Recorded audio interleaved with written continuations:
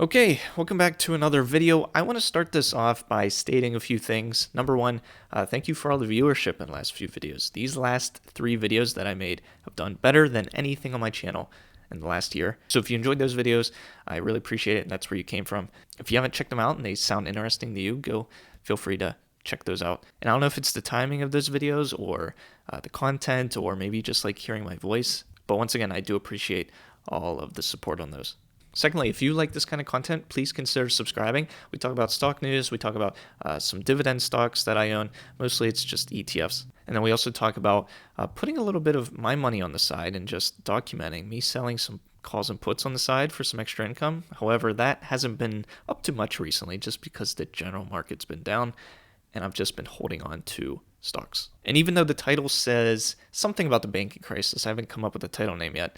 I wanted to make this an experiment to see if just putting that in my title, just like the majority of YouTubers, it seems, in the last week, can all of a sudden gain viewership, when really I personally am not in a position to talk about it, so therefore I'm not going to. But rather, I think there's a lesson we can learn from this, and really it's a lesson we could have learned from anything so far this year and last year.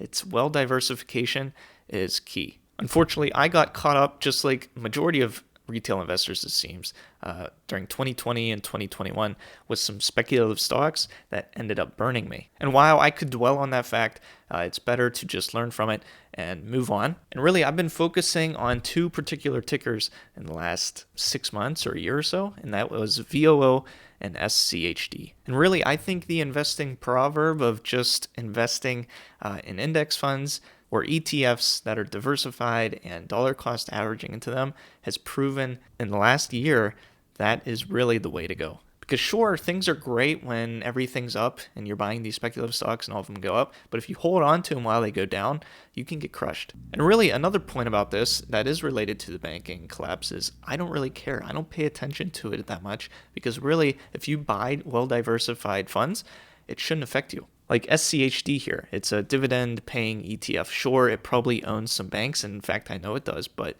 it also owns a lot of other things. Here are their top holdings, and if we scroll down to at least show like the top 10, there are no banks. In fact, I can keep scrolling, and maybe we pass one that I'm not aware of, but I have yet to see one. Well, here we go.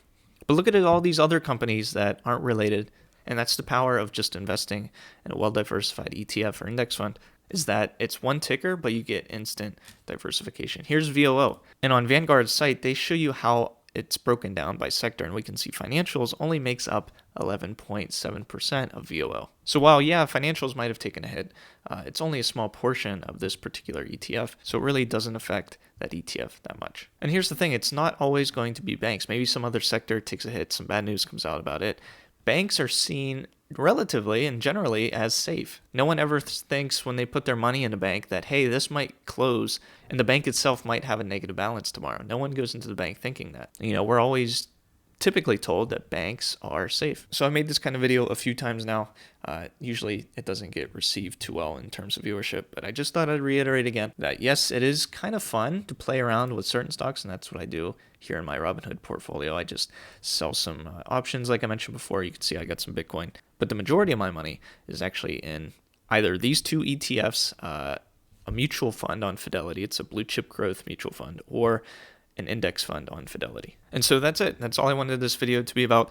Thank you so much for watching. I hope to see you in a future video. I think in the next one, we're going to do an update on my dividend stocks, see what my current dividend yield is. And yeah, hope to see you there, and take care.